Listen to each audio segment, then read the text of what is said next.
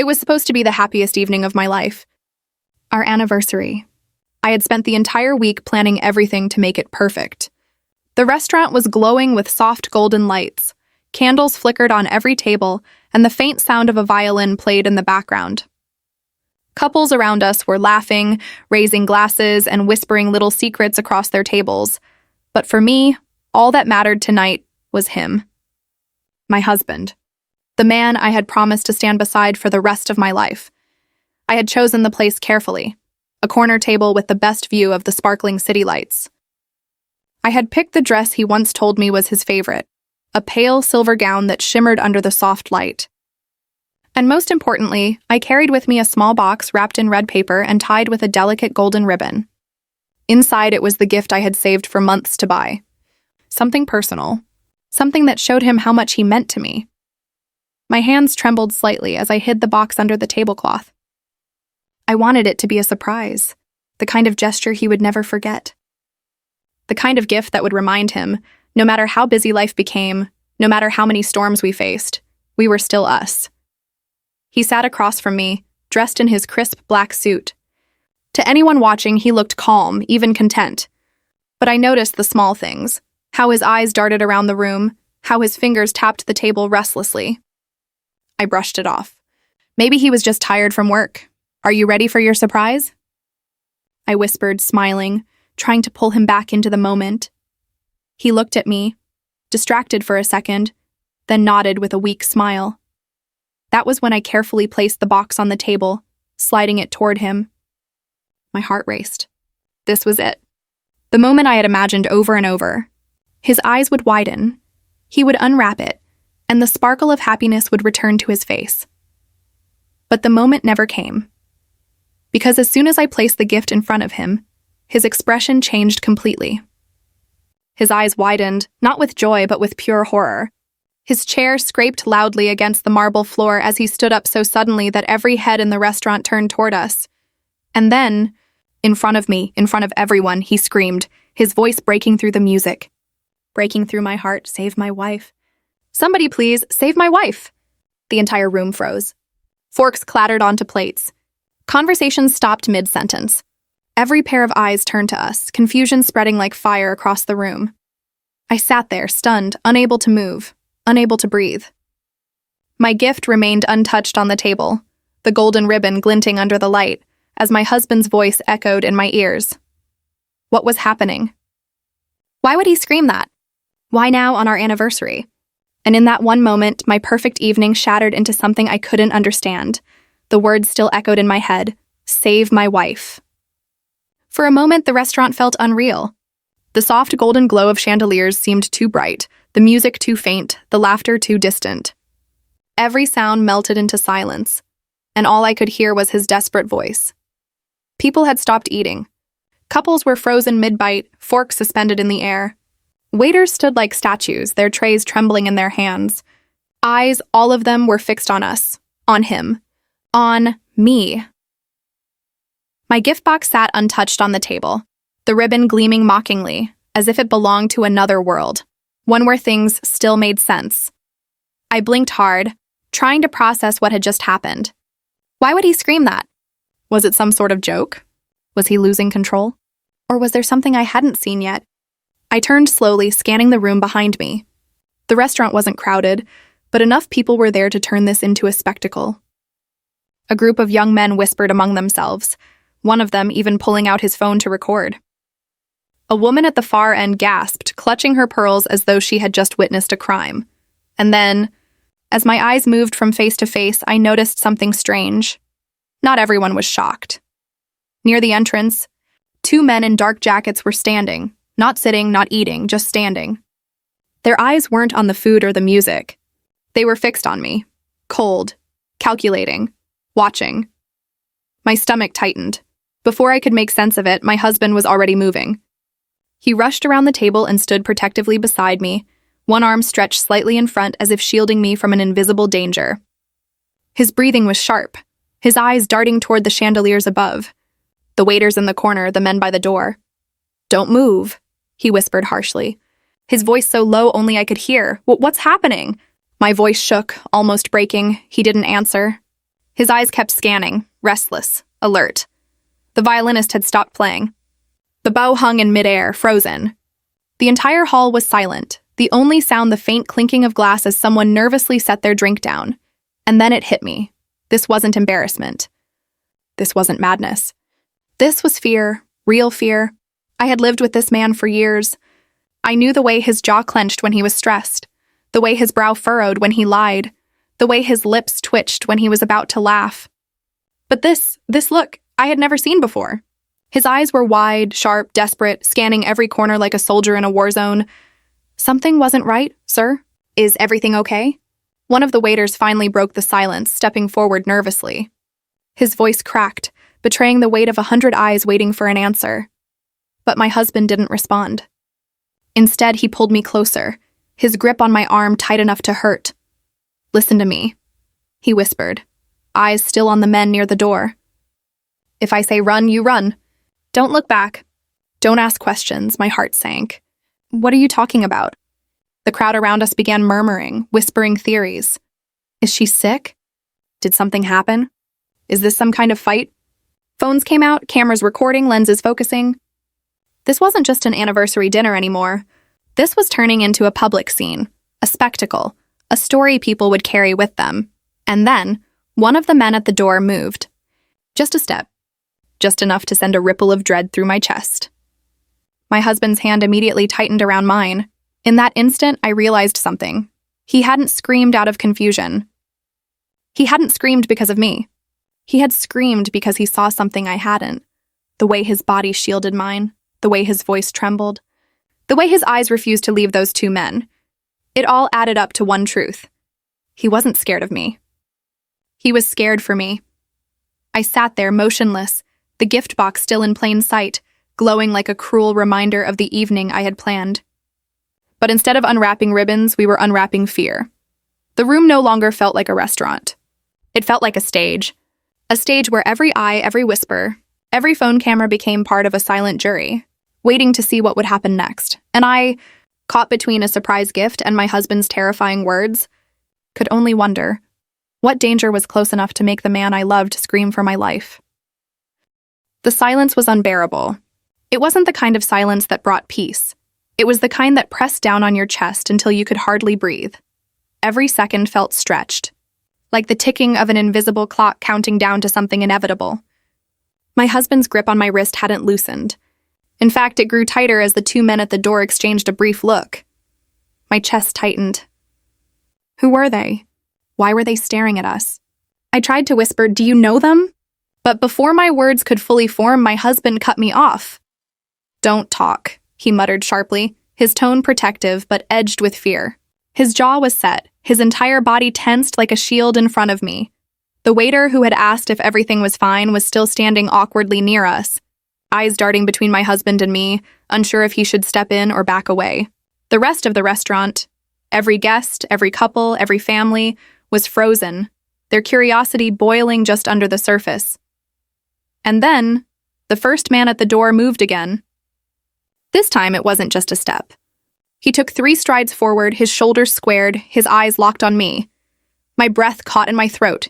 Before I could react, my husband stood up fully, knocking over his chair with a loud clatter. The sound ricocheted across the room, shattering the fragile silence. Gasps erupted, and someone whispered, "Oh my God!" The second man followed, walking slowly but deliberately, closing the distance between us. They weren't rushing, but their movements carried a weight, like predators who knew their prey couldn't escape. I clutched my husband's arm. "What's happening?" "Please, tell me what's going on." His eyes flicked toward me for just a second, soft with guilt, before returning to them. "I'll explain later.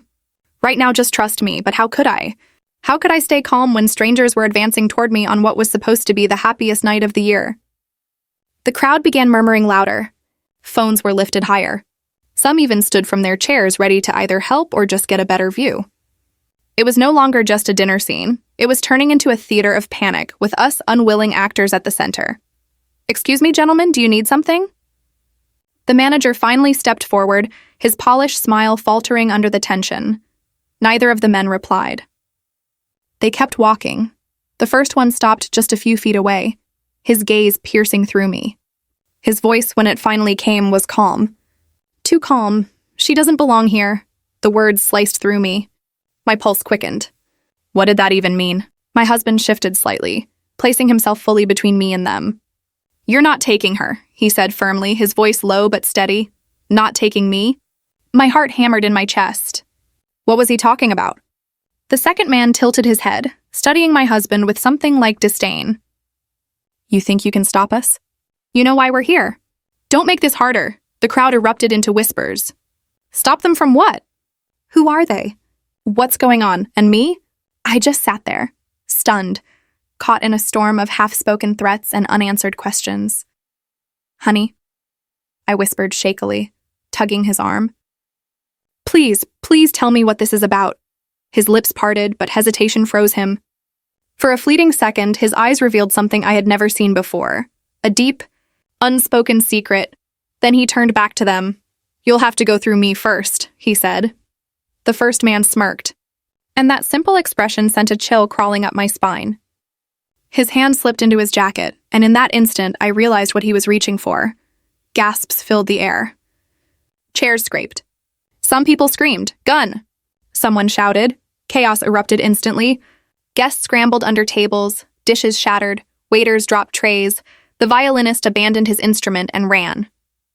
The quiet, elegant restaurant transformed into a storm of fear and panic. I froze. My whole body locked, incapable of moving. But my husband didn't freeze.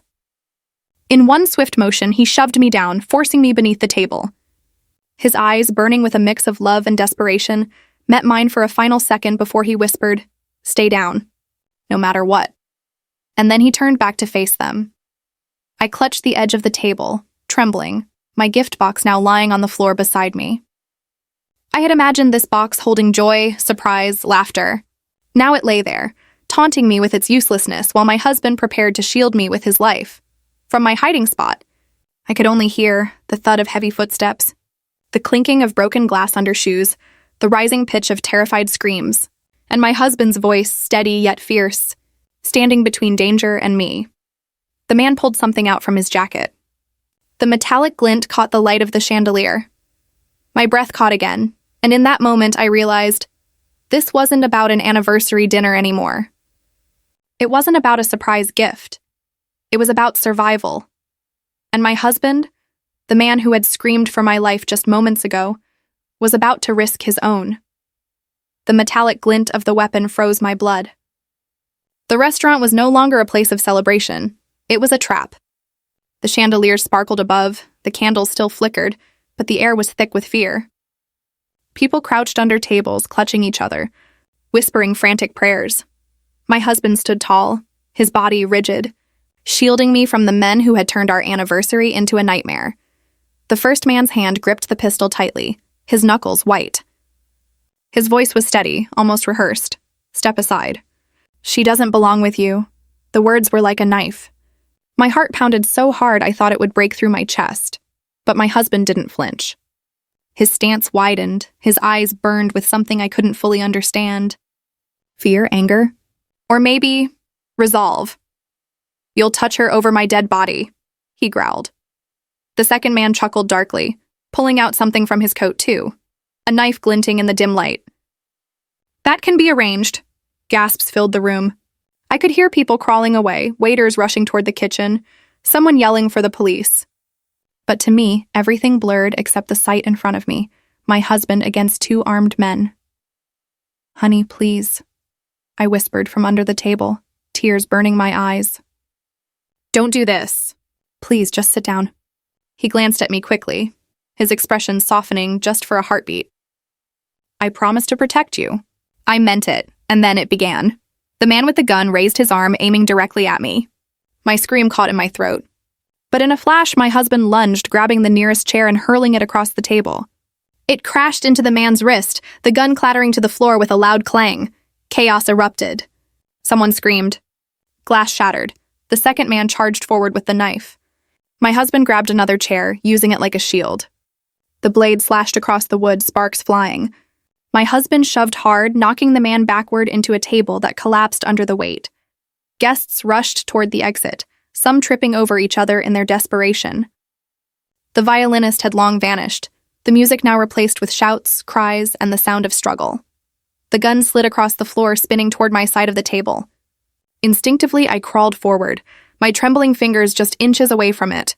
But before I could touch it, the first man kicked it away, his face twisted in rage. "Stay out of this!" he barked at me. I flinched back, my breath shallow, my hands shaking uncontrollably. My husband seized the distraction, ramming the chair into him with full force. The man staggered, crashing into the wall, but not before landing a hard punch across my husband's jaw. He stumbled, his knees bending for a moment, but he didn't fall. Blood trickled from his lip. His breathing grew heavier. Yet he stood again, taller, fiercer. "You picked the wrong woman," he spat. The second man recovered, slashing again with the knife. My husband grabbed his wrist midair, twisting with a strength I didn't know he had. The knife clattered to the floor, skidding under a nearby table. My husband shoved him down, pinning him with his knee, but the first man was back on his feet, fury blazing in his eyes. He lunged toward me this time, bypassing my husband. My heart leapt into my throat. I scrambled backward, my dress tangling around my legs. "No!" my husband roared. He launched forward, tackling the man mid-stride. They both crashed to the ground, the sound of bone hitting marble echoing in the room. For a terrifying second, I couldn't see them, only hear the grunts, the thuds, the struggle. My heart screamed louder than my voice could, and then I saw it. My husband pinned the first man down, holding him by the collar, his fist raised high. But he didn't strike. Instead, he growled through clenched teeth, "If you ever come near her again, you won't walk away." The man froze under his glare, breath ragged, eyes wide with a mix of pain and fear. The second attacker was still groaning on the floor, clutching his wrist. The knife lay out of reach. For a moment, the restaurant was silent again, the fight suspended in a breathless pause. Then sirens wailed in the distance. The flashing red and blue lights reflected faintly against the glass walls of the restaurant. Relief washed over me like a wave. But my body still trembled violently. My husband slowly stood, pulling me into his arms. His chest was rising and falling fast, but his voice was steady when he whispered, "You're safe now." But even as the police stormed in, even as the men were restrained, even as people peeked out from their hiding places, one haunting question burned inside me. Safe from what? Safe from who? And why did my husband scream, "Save my wife," before any of this began? The flashing lights outside painted the restaurant in streaks of red and blue. Police officers rushed in, their voices sharp and commanding, forcing the two attackers onto the ground, cuffing their wrists with swift efficiency.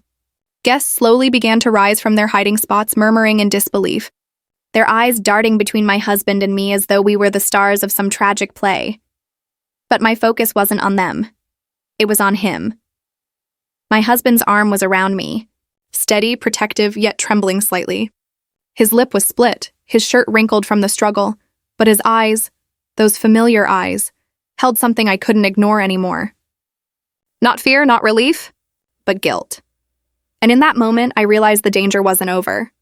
Because the real enemy wasn't the men on the floor. It was the truth he was hiding. "Sir, are you injured?" one officer asked as they hauled the attackers up. My husband shook his head firmly. "I'm fine, just make sure she's safe." His grip on me tightened. Safe. Again that word. Always that word. I turned to him, my voice low but sharp. "Safe from what? From who? Tell me now," his jaw clenched. For a second, he looked like he wanted to dismiss it, brush it off as nothing. But my eyes didn't waver, and neither did my voice. "You screamed in front of everyone. Save my wife. Why? Why would you say that before anyone even touched me?" The weight of silence dropped between us. Even the officers nearby glanced in our direction, sensing something unsaid. Finally, he pulled me aside, away from the chaos, into a quieter corner of the shattered restaurant. His hands cupped my face, his eyes locked on mine with a depth that made my stomach churn. "I didn't want it to come out like this," he whispered hoarsely. "Not tonight. Not ever," my throat tightened. "Come out? What are you hiding?" His chest rose and fell heavily, as if he were gathering every ounce of courage he had. And then, the truth spilled out like a wound finally tearing open. They weren't here by accident. They were here for you. Because of me. The words cut deeper than any blade. My breath hitched. "Because of you? What do you mean?" He swallowed hard, his hands dropping to his sides.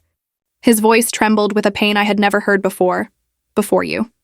Before us? I wasn't the man you think I am.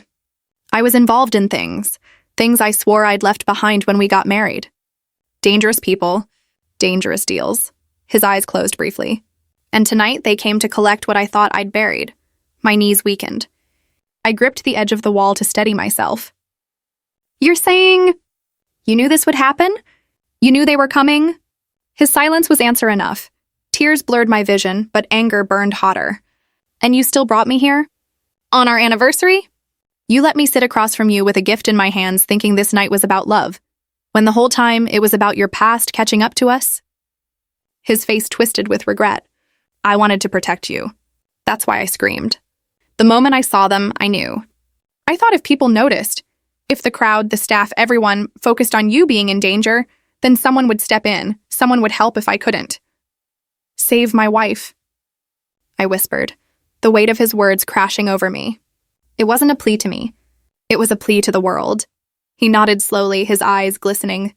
Because I couldn't bear the thought of losing you. Not to them. Not to anyone. I stepped back, my heart pounding with betrayal and love twisted into one. You should have told me. You should have trusted me. I wanted to leave it behind, he said, voice breaking. Every shadow, every enemy, every secret. But the truth is, they'll never stop. Not until... He trailed off, his voice caught in his throat. Not until what? I pressed, my voice cracking. His eyes finally met mine, raw and unguarded. Not until I end it once and for all. The police began dragging the attackers out, their faces still locked on us as though the fight wasn't over yet. One of them smirked faintly, his lips curling in a silent promise. This isn't finished. My stomach nodded. My gift, still lying crushed on the floor, seemed meaningless now compared to the reality I was facing. End it? I repeated softly, my voice trembling. You mean, this isn't the last time? He pulled me close, pressing his forehead to mine.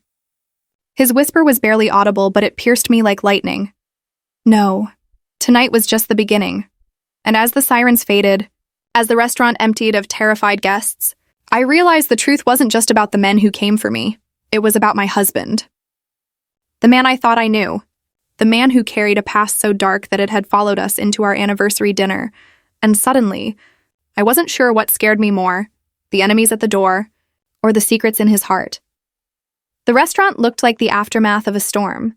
Shattered glass glistened on the marble floor. Chairs lay overturned, half-eaten meals abandoned mid-bite.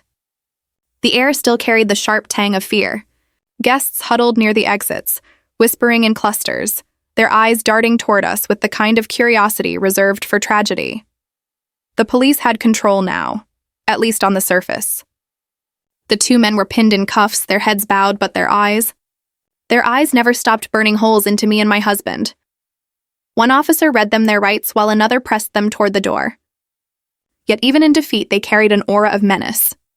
Their silence spoke louder than screams. And then, as if on cue, the first man, the one who had pulled the gun, suddenly twisted his neck to look at me. His voice carried across the broken restaurant, calm but laced with venom. This isn't over. She's marked. No matter where she hides, we'll come. The words froze me in place.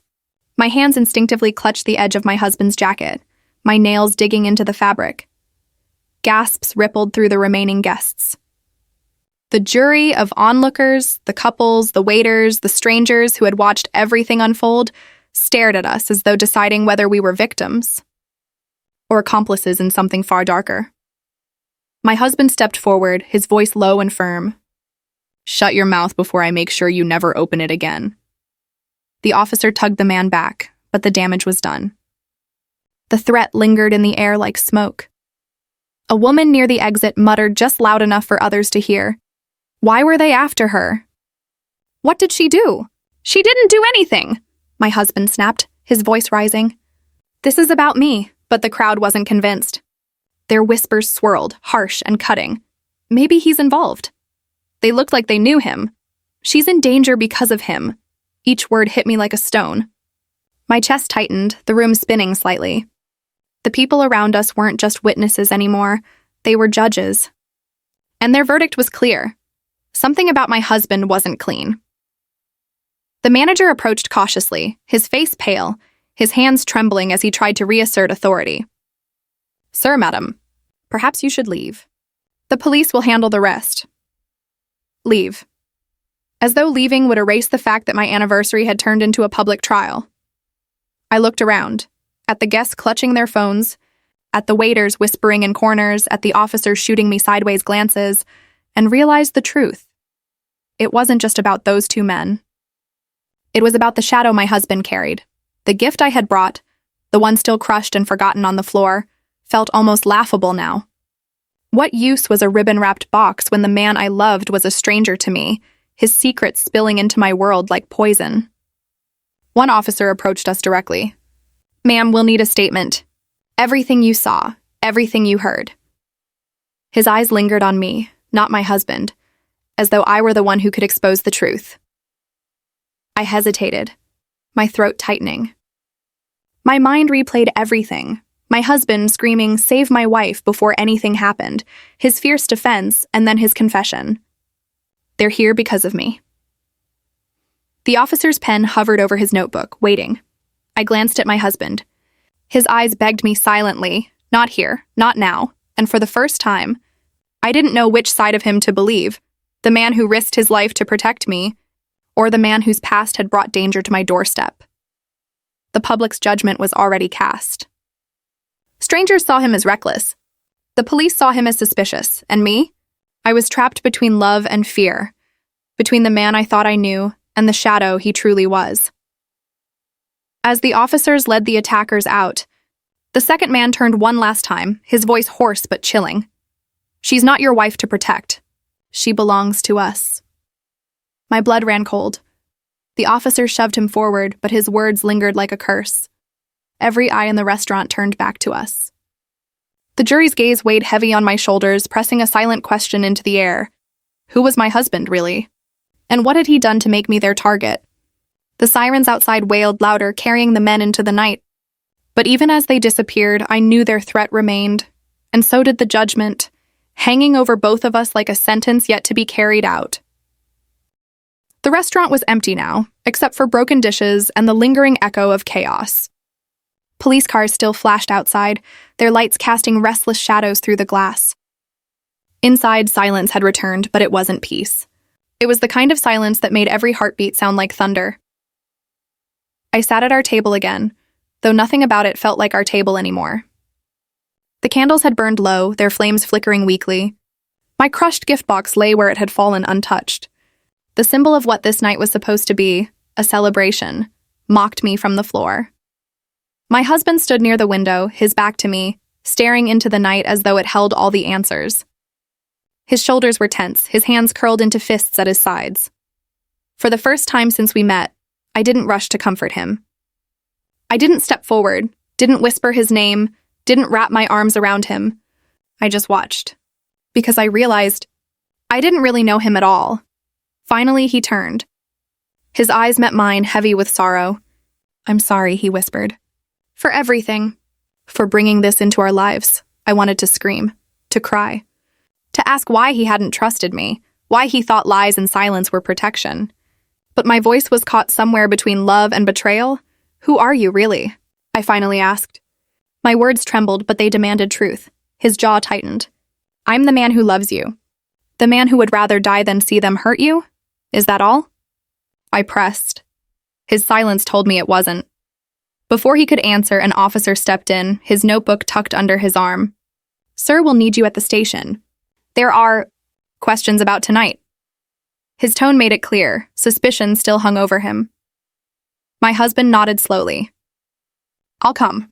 But she stays out of this. She's innocent." His voice cut like steel. Protective but commanding. The officer glanced at me, then back at him, then simply said, "We'll see." And with that, he left us alone again. I stared at my husband, my heart a storm. "They don't believe you. The people in here didn't believe you, and I don't know if I should." Pain flickered in his eyes, sharper than any wound from the fight. He stepped closer, his voice low but firm. "You want the truth?" "The truth is, I made mistakes before I met you. Mistakes that don't wash off easily. But everything I've done since has been for you. Every lie, every risk, every secret.